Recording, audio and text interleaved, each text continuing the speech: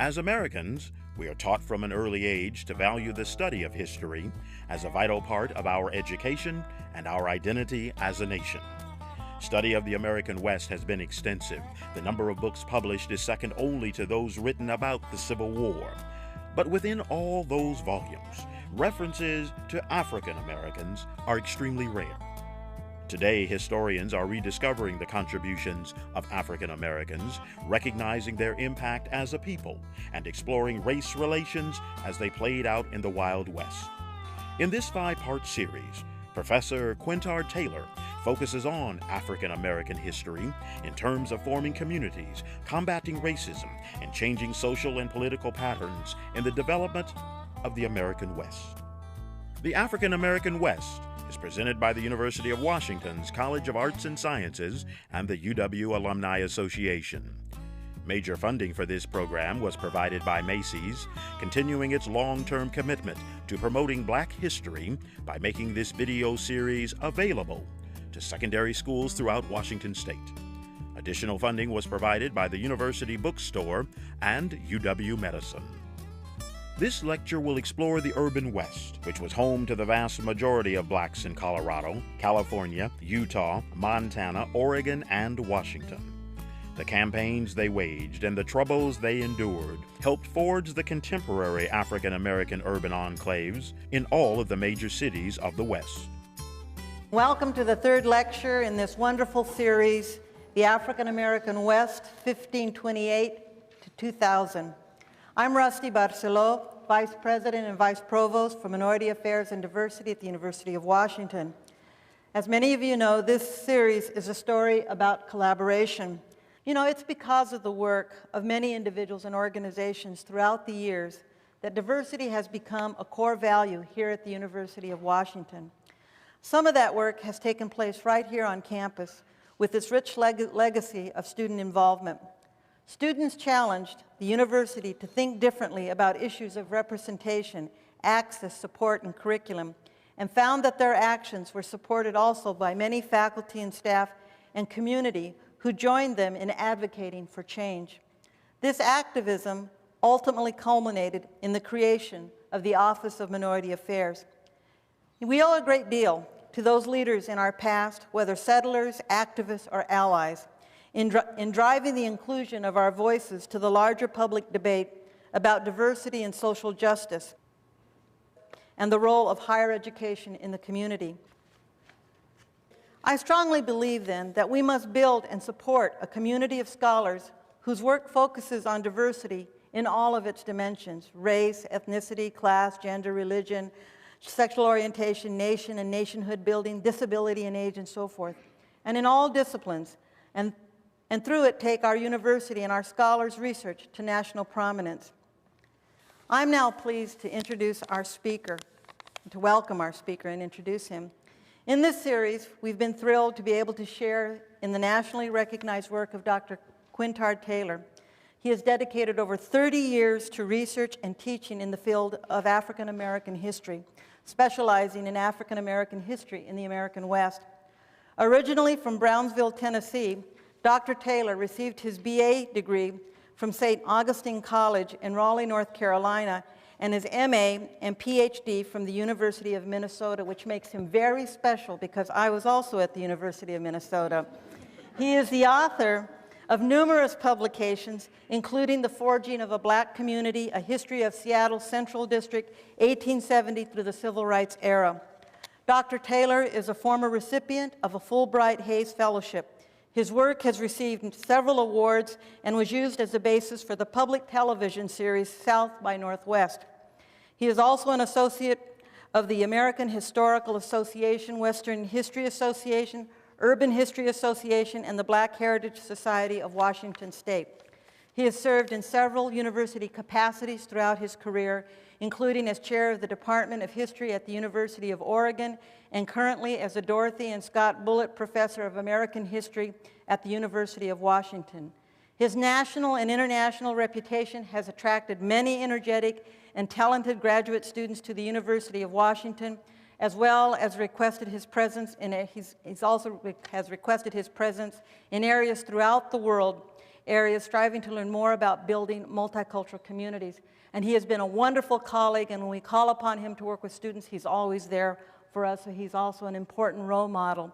And I might add, students continue to raise important questions about what we're doing on behalf of diversity, and I'm so proud that Quintard Taylor is with us to begin documenting that also for historical reference for the future. So please help me welcome Quintard Taylor, Professor Taylor. Thank you, Rusty. Thank you. I want to thank Rusty for that introduction.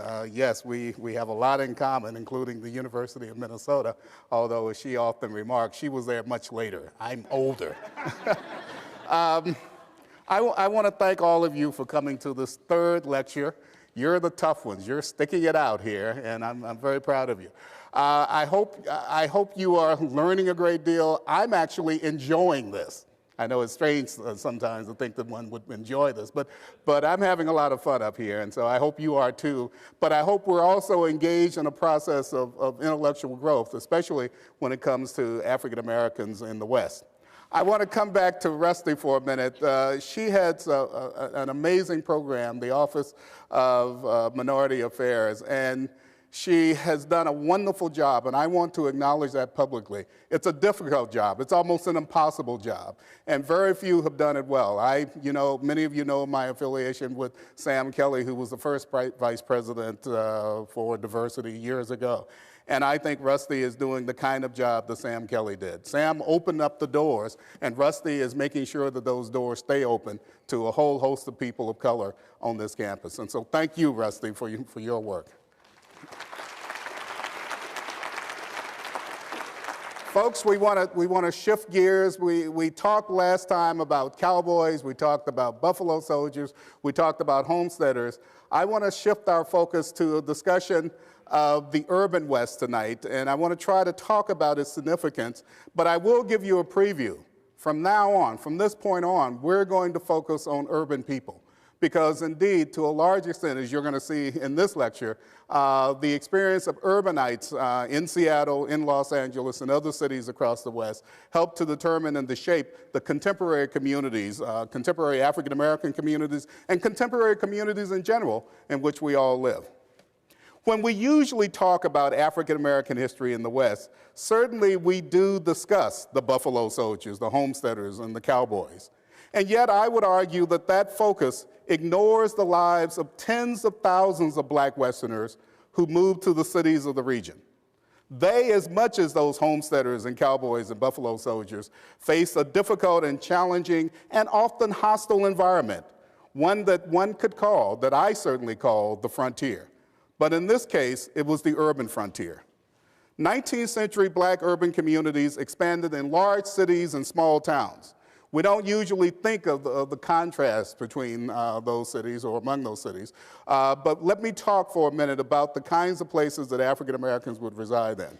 You don't see it reflected on the chart up here because I've listed just the largest cities, but black urbanites made their way, of course, to San Francisco, as one might expect, but they also made their way to Helena, Montana. They resided in Denver, Colorado, but they also resided in Dodge City, Kansas. They came to Portland, but they also came to Pocatello. And indeed, in each of those communities, they attempted to establish or fashion a life of their own, a life where their ideas, their views, their worldview would be respected and promoted. Indeed, I want to share with you something that's not generally well known. African Americans in Colorado, California, Utah, Montana, Oregon, Washington, Arizona, and Nevada were overwhelmingly urban from the very beginning. In other words, when we talk about people in rural areas in the West, we essentially are talking about Texas and, to a lesser extent, Kansas and the Indian Territory in Oklahoma. When we talk about the rest of the West, we're almost invariably talking about urbanites. We're talking about people who settled in cities. These 19th century urbanites were influential far beyond their numbers as the organizations and institutions they created, the values they shared, the goals they sought through politics and civil rights influenced successive generations well into the 20th century. If we look at the Black West today, In other words, if we look at the populations of black Westerners today, we'll see that those populations are the result or the consequences of those migrations to the cities as opposed to those migrations to the rural areas across the West. As late as 1910, the combined African American population of the 5 largest Western cities, and I have them on the chart there, San Francisco, Los Angeles, Seattle, Denver, and Portland, totaled only 18,000. In other words, these are relatively small communities. Here's 5 points. Denver's African American community in 1895. This was slightly more than 1/5, in other words, the 18,000 in all those black cities in the West was slightly more than 1/5 the black population of Washington, D.C. at the time, the city with the largest African American community. In other words, there were relatively small black populations in these Western communities. But I would argue that such small numbers did not prevent Western urban blacks from organizing a rich social and cultural life or from summoning, as we'll find out, their collective energies to battle for racial justice, even in this region. Most people don't think of Helena, Montana as having an African American community. And yet Helena had one of the most vibrant communities in the Pacific Northwest. To put it in perspective, guys, in 1890, in percentage terms, the largest black community in the Pacific Northwest was in Helena, not in Seattle, not in Spokane, not in the various other places. There were larger populations in those other cities, but the largest percentage was in Helena, Montana. And of course, this brings up the fact that we also, and I don't know if we have time to talk about it tonight, we also need to note that black communities also decline. In other words, there are black communities that continue to grow over the decades, but there are some black communities that faded from existence, and Helena's black community is one of them. We're going to examine tonight, not Helena per se, but the African American population in 2 of the largest cities of the West, Seattle and Los Angeles, to get an idea of how African Americans live. But before we do that, I want to provide you with an overview of all of those communities. We want to look at all of the communities in the West, because to a large extent, those communities shared certain characteristics. First, blacks in Western cities performed surprisingly similar work. Both males and females were personal servants. These are photographs from various places. I'll do these quickly. The photograph in the upper left corner is of Seattle. The one in the right corner is Seattle, a maid in Seattle, and waiters in Portland. If you were to look at the entire West, if you were to look at the job structure for blacks in the entire West, you would see essentially that structure. Black folks are doing essentially the same thing. Women were overwhelmingly maids. Men they had a variety of occupations, but these were all what one would consider menial occupations. That is, they worked as hotel waiters, they worked as railroad porters, they were messengers, they were cooks, they were janitors. A small number of black men and women, the middle class as it were independent entrepreneurs, and I'll talk about a couple of those people later on in this lecture. Those were the people who operated barbershops or restaurants or boarding houses, and they made a bit of money, and they often exerted a kind of leadership over the African American community. In the seaport cities, African Americans were going to be sailors. That was one of the major occupations in San Francisco, in Portland, in Seattle, in San Diego. All of these, I should say, none of these occupations paid very well. These were occupations that in effect, forced African Americans to live on what I call the periphery of the economy. In other words, for the most part, there are exceptions, but for the most part, blacks remained poor throughout this entire period. Despite their small numbers, despite their poverty, black Western urbanites established churches, they established fraternal organizations, they established social clubs, newspapers, literary societies, indeed a whole host of organizations that reflected their ability to, as I said before, carve out lives for themselves. These institutions and organizations address the spiritual, educational, social, and cultural needs of the local inhabitants. But I would argue something else. These race organizations, and this is the term that they use, that people from the period used at the time. These race organizations also provided African Americans with a respite from a hostile world, a retreat where blacks could gain some control over their lives. Listen to the words of the San Francisco Appeal, which is the oldest black newspaper in San Francisco. These are words that were written and directed to its readers in 1862. We call on you to create political, religious, and moral institutions wherever there are half a dozen colored people. We call on you to create political, religious, and moral institutions wherever there are half a dozen colored people. 40 years later, and then this is one example of the creation of these kinds of organizations.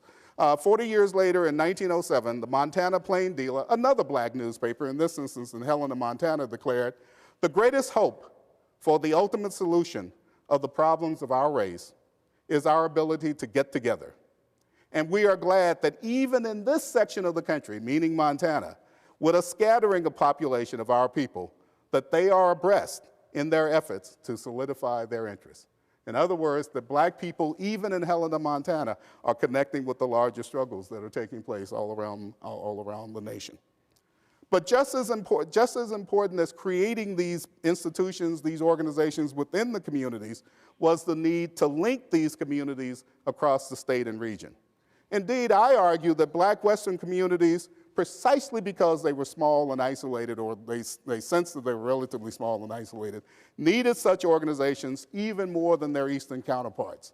These organizations are stretched across state lines and stretched across regional boundaries, reminded black folks that no matter how remote African American populations might appear to be in places like Spokane or Salt Lake City or Albuquerque or Cheyenne, that they were in fact part of a much larger community that stretched across the West and ultimately that encompassed the entire nation.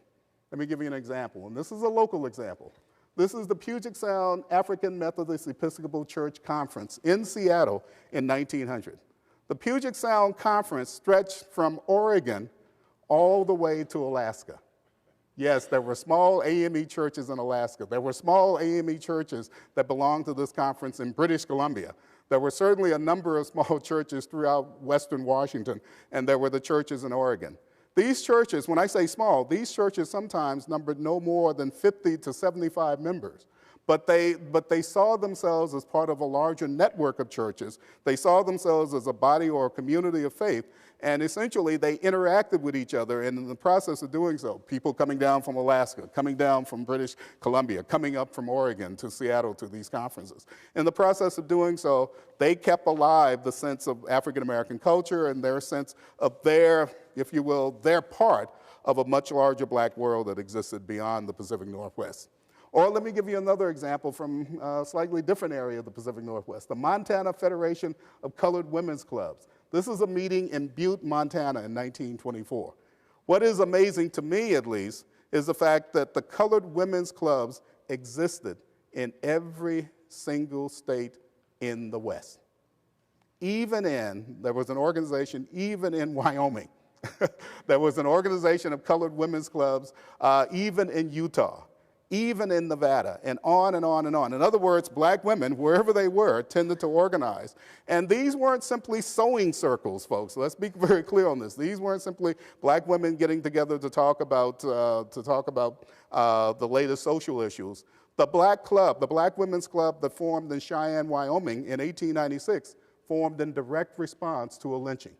In other words, these black women organized themselves to deal with the racial oppression that was going on within their backyard. But they also organized themselves to deal with other issues as well. Let me take a minute, bear with me for a minute. I want to talk about the Dorcas Charity Club.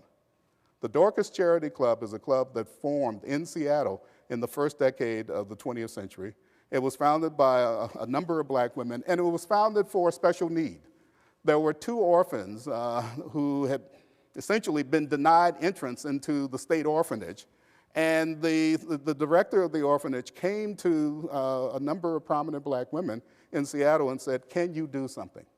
And these black women responded. They responded by creating the club, by raising money, and eventually placing these orphans in a home. And they were successful at this, and as a result of their success, they began to do this on a continuous basis. In other words, these were black women organizing to meet the needs of the community.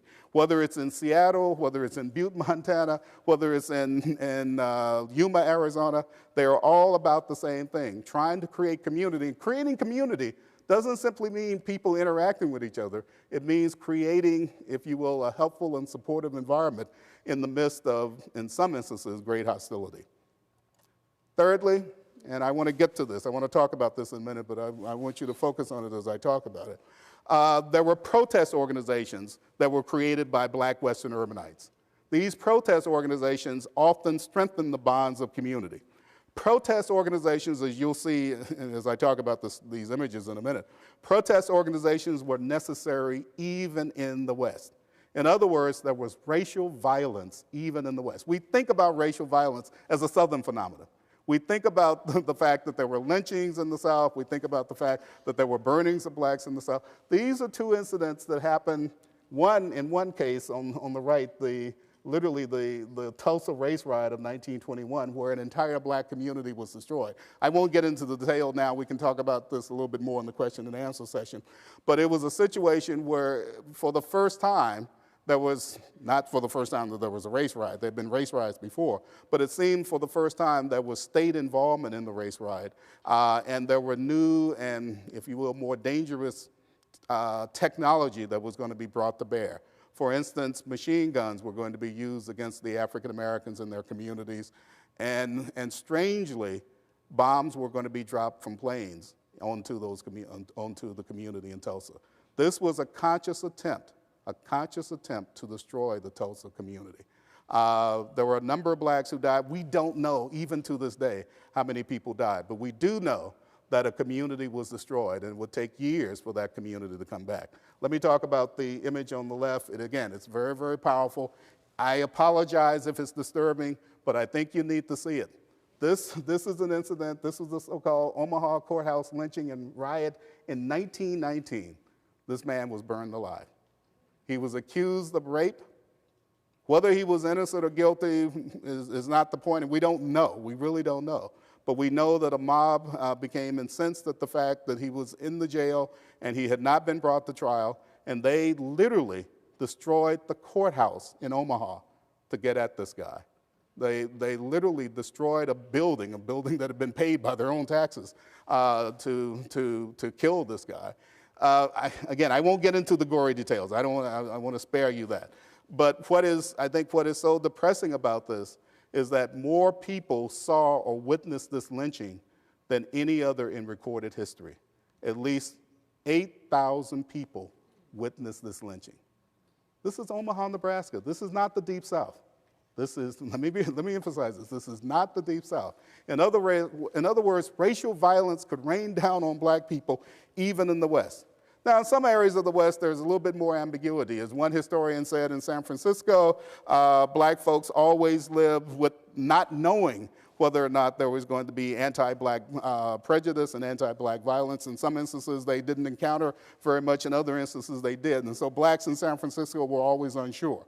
And I think that holds true in other areas as well. But the very existence of violence like this, the very fact that violence like this was going on even in the West, made it necessary, I believe, for civil rights organizations, for what I call racial defense organizations, to be born even in the West. In the 1890s, the major organization of its type, racial defense organization, was the Afro-American League. And it formed in San Francisco. It set up a chapter in Seattle. There were chapters in Los Angeles and Denver and other major cities. But by the early 20th century, the major organization of racial defense was going to be the National Association for the Advancement of Colored People, or the NAACP. Let me turn to the next slide. W.E.B. DuBois, as many of you in this room already know, was instrumental in the creation of the NAACP nationally, and by 1913, he was in the West. He toured Seattle, and I'll come back to talk about his visit to Seattle in a minute. But DuBois is actually the gentleman just to the right of the guy at the farthest end, the farthest left of that photograph. DuBois is being toured, literally taken around on a tour by the prominent blacks in Los Angeles. And of course, as a consequence of that visit, the NAACP is going to be launched in Los Angeles. That's not the first NAACP in the West, however. The first chapter begins in Houston in 1910. Seattle's chapter actually predates the one in Los Angeles. It begins in 1913, and both Portland and Los Angeles have chapters by 1914. Let me make an aside here about the NAACP, because it's a very interesting organization, especially at that time. The NAACP, and this next slide sort of reflects this, the NAACP was one of the few organizations in any community that had a significant involvement of women. And indeed, in some instances, the NAACP leadership were concerned about the large numbers of women that were involved. In some instances, they were concerned about the large number of men that were involved. In certain chapters, they were concerned about the large number of whites that were involved. Portland's chapter was almost all white. In Seattle, they were concerned about the fact that the chapter was almost all black. And the NAACP national leadership said, if we are committed to an integrated society, we better be committed to integrating our own organization. And so they integrated the NAACP both on gender terms and also on racial terms in each of these communities that I named. In other words, the NAACP, at least at that time, was going to try to walk the walk as well as talk the talk. They were going to try to create an organization that reflected the future of America. And this is a slide that shows the executive board of the NAACP in Los Angeles in 1923. Over half of the members of women. This was extremely unusual for organizations of this type at the time. By 1925, the NAACP chapters existed in a variety of places in the West, and I'll show you a list in a minute, such as Topeka, Kansas, Boise, Idaho, and my favorite place, Yuma, Arizona. In other words, the NAACP was spreading across the West, and was spreading across the West in order to meet the challenge of racial violence, and to an even larger extent, the challenge of racial discrimination. If we fast forward to the 1920s, we find that Western urban blacks were also joining the Universal Negro Improvement Association, or the UNIA, founded by Jamaican-born Marcus Garvey. For those of you who may not know, the UNIA would become, by the mid-1920s, the largest black-led organization in the world. There would be approximately 5 million members, most of them in the United States, but also in almost all of the countries of Latin America. We don't think of Latin America as having black folks, but there were black folks there. In many of the countries in the Caribbean, and even in a few areas in Africa, even though the UNIA was against the law. It was against the law to belong to the organization in those areas. Let me put up this shot. This is Marcus Garvey. You see Marcus Garvey in the limousine, but look at the quotes from the Seattleites. Marcus Garvey came to Seattle at least twice in the early 1920s. And he had a marked influence on the small black community here. There were a number of blacks locally who became Garveyites. By 1926, there were divisions or chapters of the UNIA in places like Los Angeles and Denver and Dallas and Seattle. But there were also chapters of the UNIA in small communities, places like Colorado Springs, Colorado, Coffeyville, Kansas, Mesa, Arizona, and Fresno, California. In other words, again, the UNIA existed in places where we don't normally associate with black folks. And maybe that's the whole point, that by creating branches of the UNIA in those small towns, those black folks were connecting to a much larger world. That's what I think we ought to emphasize here, that African-American communities in the West were small. There's no question about that. Or relative to the Eastern communities, they were small. They were even tiny, if you want to use that expression. But they were connected. They were never isolated. In other words, black people, even in Seattle, black people, even in Portland, black people, even in Boise, knew about the civil rights struggles that were going on nationally and internationally. For instance, in Seattle, black people came to the AME Church, the first AME Church, which is still in existence today, as many of you know, and they heard W.E.B. DuBois lecture. They came to the UNIA Hall in Seattle, and they heard Marcus Garvey lecture. They heard Mary McLeod Bethune. They heard Adam Clayton Powell. In other words, there wasn't a major or significant black political leader who didn't come through Seattle. And I suspect that happened in most of the other fairly large cities. I won't say it happened in Boise, but it happened in most of the other fairly large black communities across the country. Indeed, DuBois would come to Seattle a number of times. As a matter of fact, he would like Seattle so much that he would take his third wife from Seattle. Her name was Shirley Graham. Actually, Shirley Graham graduated from Lewis and Clark High School in Spokane, and then she came to Seattle and became active in the community. And DuBois apparently noticed her on one of the first trips out and continued to notice her, and eventually they were married. And I would say, and this is not a shameless plug for Shirley Graham DuBois, but she was the most active, the most politically engaged of all of DuBois' wives. And indeed, she would, toward the end of his life, become almost as prominent as he internationally. As a matter of fact, she died in Beijing, China in 1976 as part of this international effort to focus attention on race. So what we're talking about here is the African-American community, even in Seattle, being connected to these larger issues, these larger questions of racial oppression and how to deal with it, how to respond to it. Let me shift our focus directly to Seattle and Los Angeles. And I do so partly because we're all in Seattle, and partly because Los Angeles has the largest black urban community. But I also do so because in some ways, these communities are atypical and yet typical. I'm going to talk about examples of their typicality, that is, how they were like other African-American communities in the West. But we're also going to talk about the exceptions. We're going to talk about the ways in which these communities were different from those other areas as well.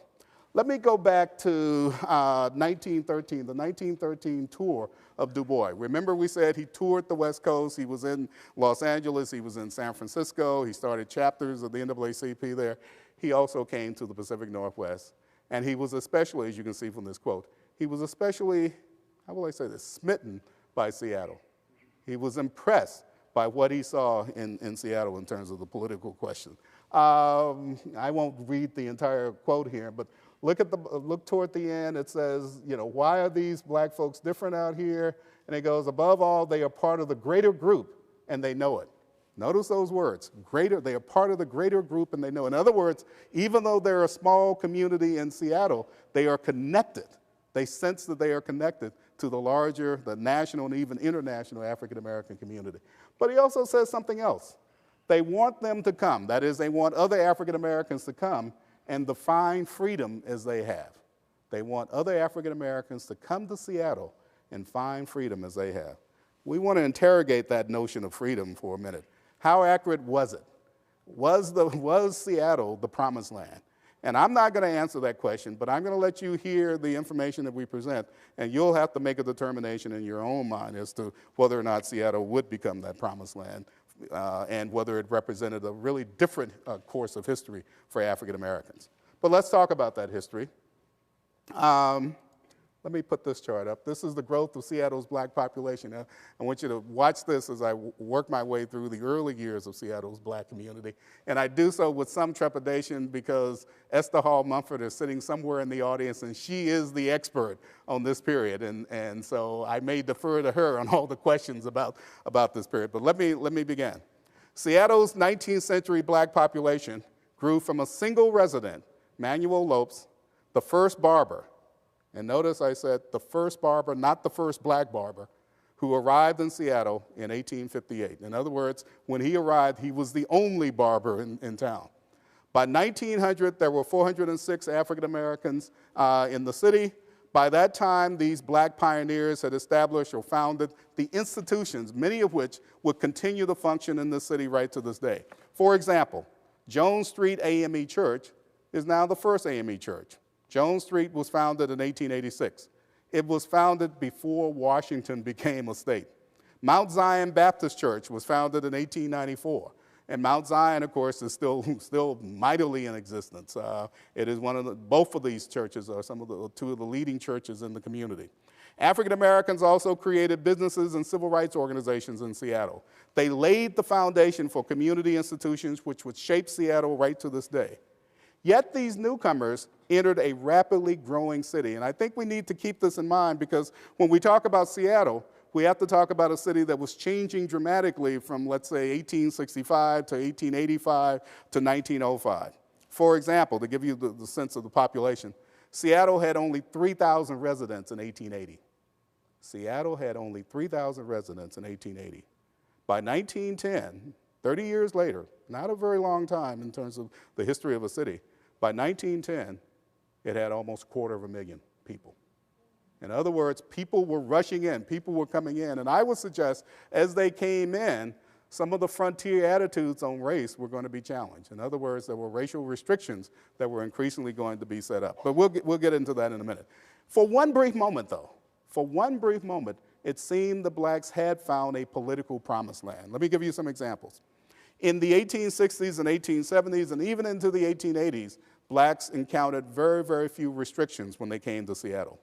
Black men had voted in this city since 1865 without restraint.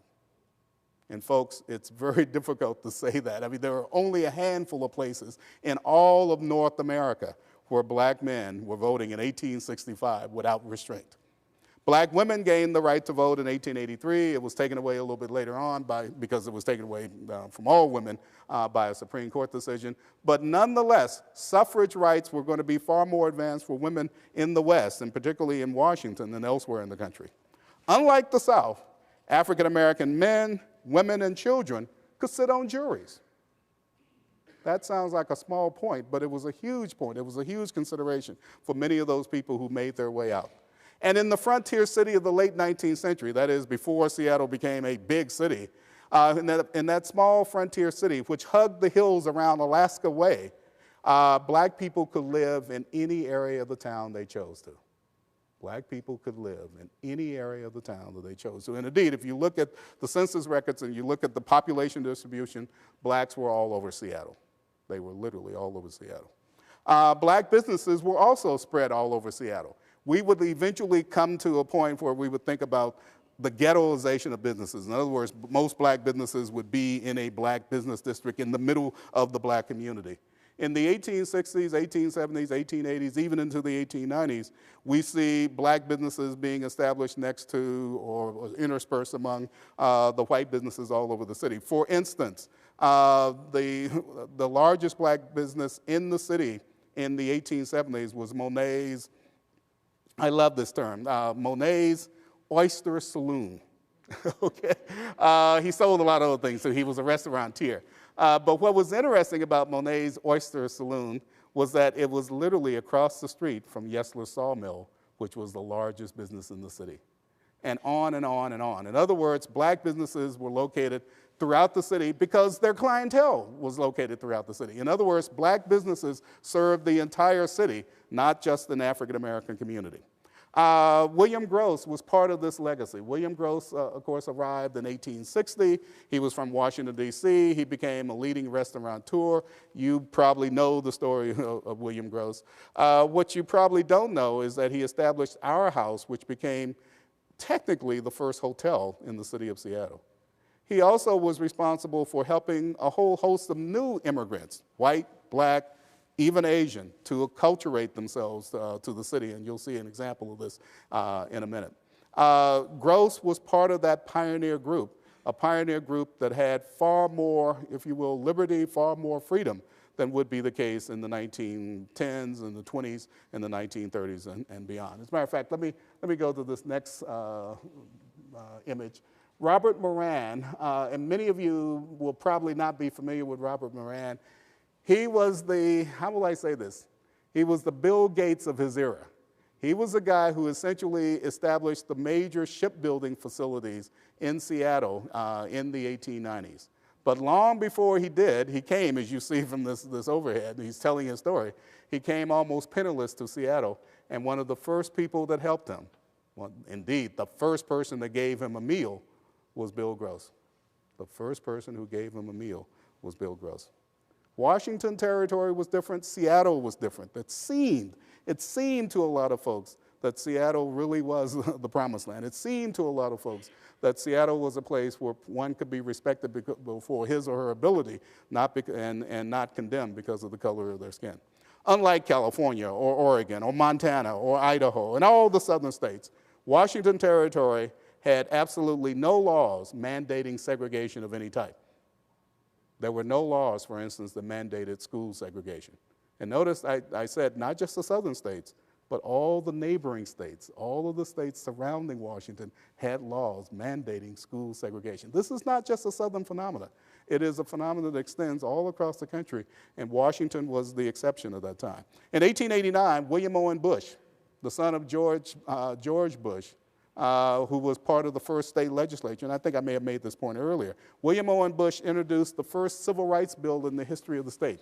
Now, I think I also said that it wasn't always enforced, but the very fact that Washington in 1889 would embrace a civil rights bill or a civil rights act made it far different from the surrounding states or most of the other states. Indeed, black people recognize this.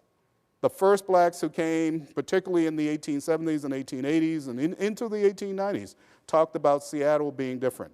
Robert O. Lee, the first African-American admitted to the bar in Washington, arrived in Seattle in 1889 from Mississippi, and he declared when he came here that I had sought a place where race prejudice would not interfere with my prosperity. I think I've found it. I think I've found it. I, Israel Walker, a South Carolina native, said that he had come to Seattle in the 1890s to, quote, breathe its free air. In other words, that Seattle was different. Seattle was a place where he could be free of racial restrictions. Horace Cayton, however, summarizes the political freedom of Seattle, especially when he declared in 1900, and this is a long quote, and I don't have it on the board, so bear with me. We are the new frontier. These are Cayton's words. We are the new frontier. And thousands of Negroes have come to this part of the country to stand up like men and compete with their white brothers. And then Cayton said something else. We call on other blacks in the South to come to the Pacific Northwest, to make one bold strike for freedom by coming to Seattle in the Northwest. To make one bold strike for freedom by coming to Seattle in the Northwest. In many ways, Horace Cayton epitomized the joint ideals of freedom and success in Seattle in the Pacific Northwest, and that prompts me to talk about the images up here. I've got two images. The first one, here we are, the Seattle Republican. This is actually from around 1909, but it reflects Cayton's almost boundless optimism about Seattle. He's a booster. He believes in Seattle. He believes in Seattle's future, and he believes it has a future that is free of racial prejudice or racial discrimination. And to some extent, as I said, his own life reflects this. This is Horace Cayton. Horace Cayton is sitting behind the chair of the Washington Republican Party. This is a photograph that was taken in 1905. He's part of the inner circle. These are the men. And notice I said men here. These are the men who run the Republican Party in Washington, and Horace Cayton is part of that group. As a matter of fact, Horace Cayton's newspaper, the Seattle Republican, proudly proclaimed itself, more importantly, as Republican than black. In other words, he was much more enamored of the fact that he represented the Republican Party and Republican politics, and indeed some of his prosperity came from that, than the fact that he was an African-American with a, quote, black paper. As a matter of fact, I don't think he would have considered himself running a black paper at the time. Let me give you a bit of background on the Caytons, because they are a remarkable family. Horace Cayton was the son of a black Mississippi slave woman and a white planter. Cayton was born in 1859. He attended Alcorn College. And fortunately for him, while he was going to the college, there was the president of the college, the former U.S. Senator Hiram Revels, the first black U.S. Senator. Cayton decided that he was going to make a name for himself, and he decided to start dating one of the senator's daughters. He was not successful with the first one he dated, but he was successful with the youngest daughter, Susie Revels Cayton. As you can see here, she would eventually become his wife. And of course, and I want to emphasize this point, they would build a great life for themselves, a great business in terms of the Seattle Republican. Cayton arrived first in Seattle in 1889. He worked for the Seattle PI, and then 5 years later in 1894, he and Susie Revels Cayton began the Seattle Republican, which for one brief moment was the second largest newspaper in the city of Seattle in terms of circulation. Not the second largest black newspaper, the second largest newspaper after the PI in terms of circulation. This was remarkable. It didn't last long, but it was remarkable, and it was a testimony to the fact that Cayton had sort of lived up to the ideals that he preached, the idea of sort of pitching in and making a name for himself and essentially competing successfully with his white brethren. By 1900, Horace and Susie Cayton had become the wealthiest, most prominent black couple in the Pacific Northwest. They could dine with the governor if they wanted to.